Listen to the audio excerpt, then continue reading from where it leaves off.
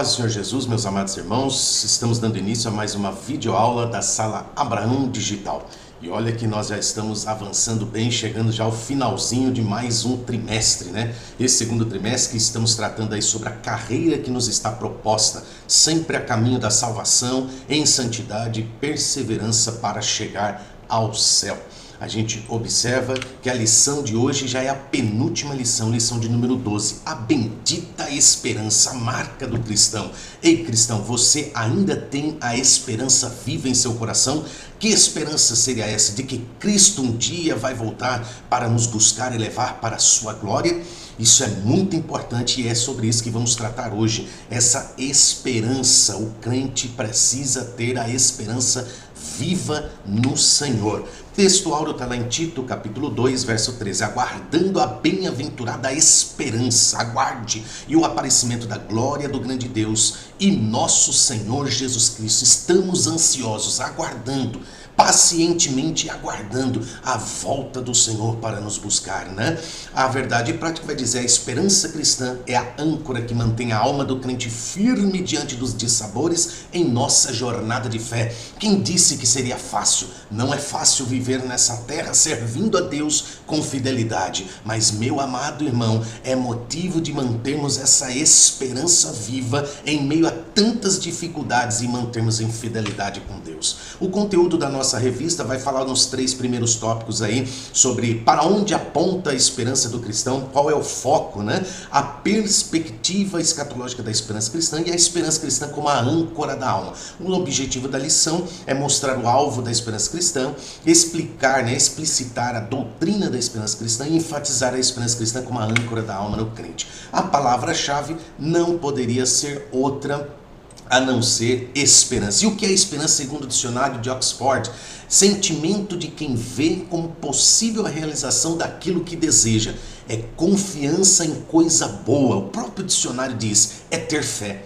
Então é você ter fé, isso é esperança, é você não ver as coisas, mas crer que vai acontecer, crer que vai chegar. É a confiança, segundo o dicionário Wycliffe, confiança no sobrenatural, especificamente em Jeová como Deus de Israel. Irmãos, confia, se Ele prometeu, Ele é fiel para cumprir. Salmo 146:5 diz, bem-aventurado aquele que tem o Deus de Jacó por seu auxílio e cuja esperança está posta no Senhor, seu Deus. Você tem posto a sua esperança em Deus? Porque quem coloca a sua esperança em Deus é bem-aventurado. É bem-aventurado. Feliz é esse homem que confia em Deus. Graças a Deus, né?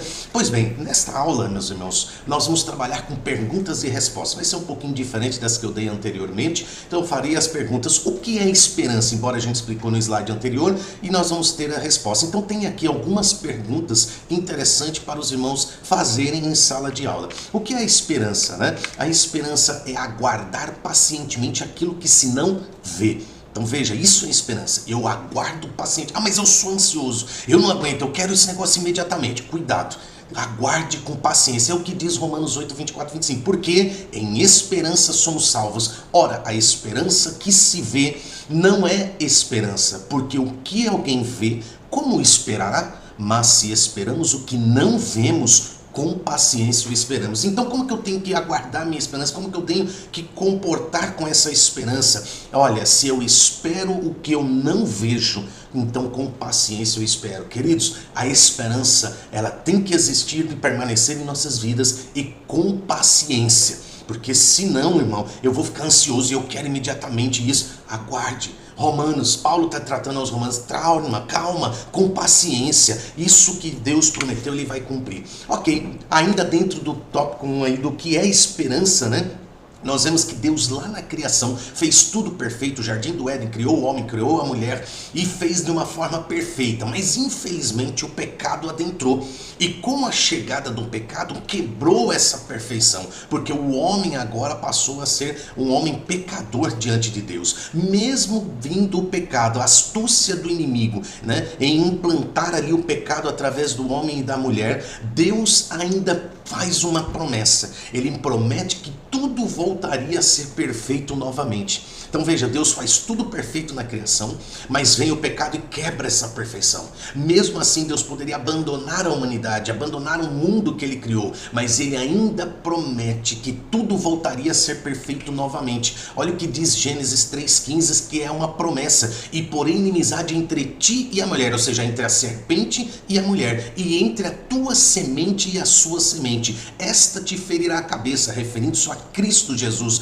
e tu lhe ferirás o calcanhar. Então veja, ainda no Gênesis, apenas no capítulo 3, tendo o pecado já invadido a terra e o coração do homem, Deus ainda promete que tudo voltaria perfeito, apontando para Cristo Jesus. Glória a Deus. Ainda dentro da esperança, entre a criação, o pecado, Deus que promete que tudo voltaria a ser perfeito, através de quem? De seu Filho amado, do seu único Filho. Por isso que João 3,16 vai dizer que Deus amou o mundo de tal maneira que entregou o seu único Filho para que todo aquele que nele crê não pereça, mas tenha a vida eterna. Olha, Deus resgatando a perfeição da criação para que todos os homens sejam salvos através de Jesus Cristo. E onde está escrito isso? Efésios 1,10, de tornar a congregar em Cristo todas as coisas. Então veja que Cristo veio para congregar tudo nele, todas as coisas, na dispensação da plenitude dos tempos, tanto as que estão nos céus como as que estão na terra. E agora, sem Jesus, meu amado, não há esperança para o ser humano. Ah, mas eu não acredito nisso. Acreditando ou não, sem Jesus não há esperança para o ser humano. É o que diz Efésios também, capítulo 2, verso 12, que naquele tempo estáveis sem Cristo, separados da comunidade de Israel e estranhos aos concertos da promessa, não tendo esperança e sem Deus no mundo. Tá vendo? Não tinha esperança. Naquele tempo, estando sem Cristo, não tinha esperança. Estava sem Deus no mundo, sem Deus no nosso coração. Então veja que sem Jesus, meu amado, não há esperança para o ser humano. Então é com Cristo que nossa esperança vem à tona, porque agora passamos a crer, a aguardar pacientemente a volta do Senhor, porque cremos que a promessa do nosso Deus, ela há de se cumprir piamente, né? Muito bem, vamos para uma segunda pergunta. Qual é a sua esperança, cristão? Qual é a esperança do cristão? A esperança do cristão, irmão, é a vida eterna. Olha essa imagem aí, irmão, é você caminhando para os céus, e breve estaremos lá. Diz Tito capítulo 1, verso 2 e 3, em esperança da vida eterna. Essa é a nossa esperança, a vida eterna, a qual Deus, que não pode mentir, Deus não mente, prometeu antes dos tempos dos séculos, mas a seu tempo manifestou a sua palavra pela pregação que me foi confiada, segundo o mandamento de Deus, nosso Salvador. Irmão, Deus prometeu, então nossa esperança é a vida eterna. Deus cumpre suas promessas? Sim ou não? Sim, lá em Números 23, 19. Perceba que em Tito, capítulo 1, Deus prometeu essa vida eterna. E em Números 23, 19 vai dizer, Deus não é homem para que minta, nem filho do homem para que se arrependa. Porventura, diria ele, não o faria, ou falaria e não o confirmaria? E Hebreus 10, 23 diz, retenhamos firmes a confissão da nossa esperança, porque fiel é o que prometeu. Irmão, mantenha viva essa esperança, a vida eterna, irmão, porque fiel é o que prometeu. Oh, glória. Terceira perguntinha, o que aconteceu que vivificou ainda mais a esperança do cristão? O que será que ocorreu que tornou-se mais viva a nossa esperança? A ressurreição de Cristo. 1 Pedro 1, verso 3 e 4. Bendito seja Deus, o Pai e de nosso Senhor Jesus Cristo, que segundo a sua grande misericórdia, nos gerou de novo para uma viva esperança. Sim, entregamos a vida a Jesus, então nascemos de novo para uma viva esperança. Agora brotou a esperança de viver, a esperança de sonhar e crer que esse sonho um dia se tornará realidade em herdar as mansões celestiais.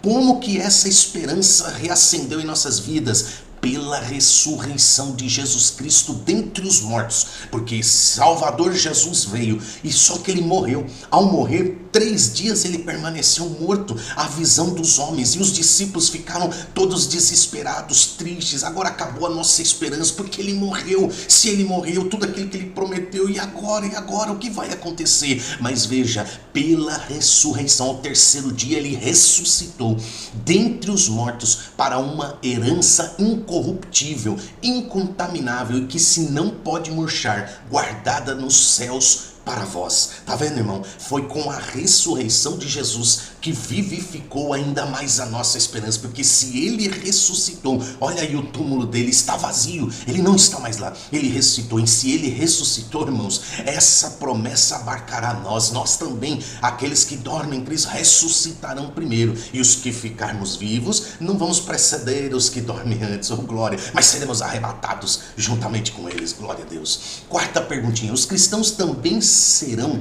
ressuscitados?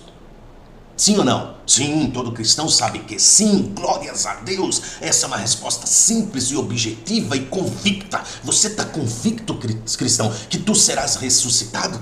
Ah, mas alguns vão dizer assim, irmão, eu acho que eu não vou ser ressuscitado não, porque eu sou a última da geração do arrebatamento, então eu irei vivo para o céu. Glória a Deus por isso. Mas aqueles que já dormem no Senhor, né, esses ressuscitarão. 1 Tessalonicenses 4,13 diz assim, não quero, porém, irmãos, que sejais ignorantes acerca dos que já dormem, dos que já morreram, para que não vos entristeçais, como os demais que não têm esperança. Ou seja, a pessoa que não serve a Deus, não conhece a Jesus Cristo, não se entregou a Ele, quando morre um ente querido, um amigo querido, amado, ele fica muito triste, porque ele não tem a esperança de uma vida após a morte. Então veja, olha só, os demais não têm uma esperança, porque se cremos que Jesus morreu e ressuscitou, não basta só morrer, ele ressuscitou, assim também aos que em Jesus já morreram, Deus os tornará a trazer com ele, Deus os ressuscitará. Olha essa imagem, irmão, a multidão na terra e alguns, irmãos, sendo arrebatados, levados, ressuscitados,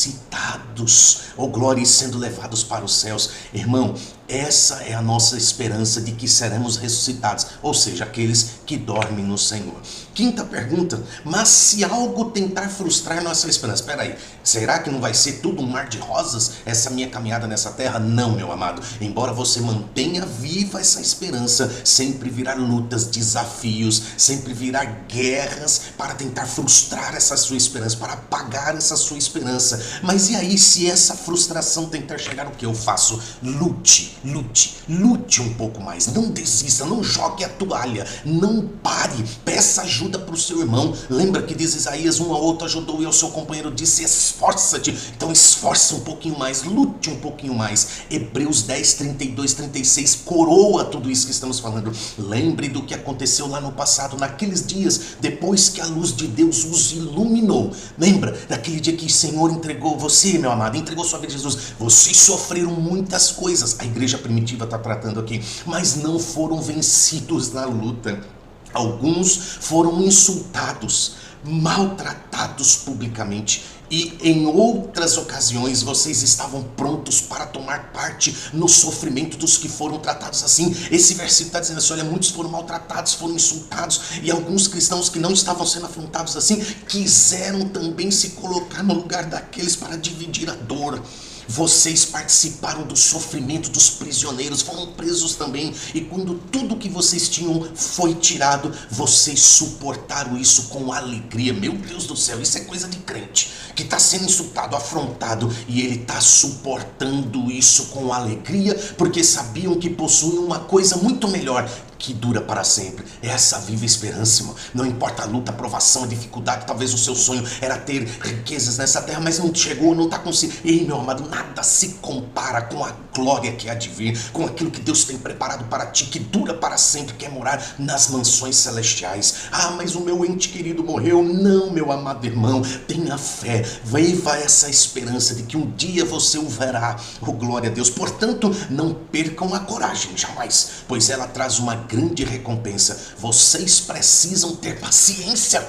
Ô crente, tenha paciência para poder fazer a vontade de Deus e receber o que Ele promete. Pronto, meu amado irmão, aprende aí, está na NTLH que eu peguei essa versão. Sexta pergunta, podemos esperar a volta de Jesus vivendo em pecado? Eita, podemos esperar a volta de Jesus vivendo em pecado? Porque no decorrer da caminhada vem as frustrações, e junto das frustrações, se você não vigiar, você acaba pecando, acaba se esfriando da fé e até se distanciando de Deus. Mas e aí, podemos esperar essa volta de Jesus vivendo uma vida dissoluta de qualquer maneira? Não, categoricamente não dá para viver assim. 1 João 3, 2 e 3 diz, amados, Agora somos filhos de Deus e ainda não é manifesto o que havemos de ser, mas sabemos que quando Ele se manifestar, seremos semelhantes a Ele, porque assim como é, o veremos. Você tem essa esperança que um dia você vai vê-lo, e qualquer que nele tenha esta esperança, purifica-se a si mesmo. Se você tem essa esperança, irmão, tenha uma vida pura, uma vida santa, como também Ele é puro. Abandona o pecado. Não dá para viver em esperança e numa vida de pecado. Hoje é dia de pedir perdão pelos nossos pecados, abandonar o pecado, aquilo que está te escravizando, para que essa viva esperança torne-se mais frutífera, mais vívida mesmo na nossa vida, ela que se torne um brilhante, que a gente fala assim: meu Deus, agora eu creio, agora eu tenho essa fé, eu creio que Jesus virá para me buscar. Muito bem, meu querido, essas perguntas que estou fazendo aqui, está tudo dentro do contexto dos 3 tópicos, e essa já é a nossa última pergunta. Quando Jesus vier, achará fé na terra? E aí, meu amado, tem um texto bíblico que vai responder, está lá em Lucas 18:8. Ele vai fazer, na verdade, essa pergunta para nós, né? Digo-vos que depressa lhes fará justiça. Quando, porém, vier o Filho do Homem, porventura achará fé na terra? Porventura achará esperança na terra? A igreja do Deus vivo, que sou eu, é você, nós temos que manter a chama do Espírito acesa em nossos corações, a fé viva, essa esperança viva, porque quando Ele vier, será que realmente haverá essa fé, essa esperança na terra? Queridos, nós vemos nesta lição, e olha essas imagens, uma criancinha orando: eita, aqui tem fé nessa terra, essa terra seca aqui tem fé. Olha essa outra irmã, irmão, com as mãos na Bíblia, curvando-se dentro. Isso é fé, isso é esperança. Às vezes está na luta, na dificuldade, mas ela crê, eles creem, nós cremos que o Senhor virá nos buscar. E eu fecho essa lição em Romanos 15:13. Ora, Ele é Deus de esperança, vos encha de todo gozo e paz em crença, para que abundeis em esperança pelo poder do Espírito Santo. Amém, meus amados? Que Deus te abençoe e te guarde, e que mantenhamos vivo essa esperança, aguardando ansiosamente, ou melhor, pacientemente. É que a gente não vê a hora dele voltar, porque esse mundo jaz o maligno, está terrível demais, irmão. Mas vamos aguardar com paciência a volta do Senhor. Mantenhamos firmes, mantenhamos fiéis, porque Ele breve vem nos buscar. Mais um pouquinho de tempo, e o que há de vir virá, e não tardará. Amém. Deus te abençoe.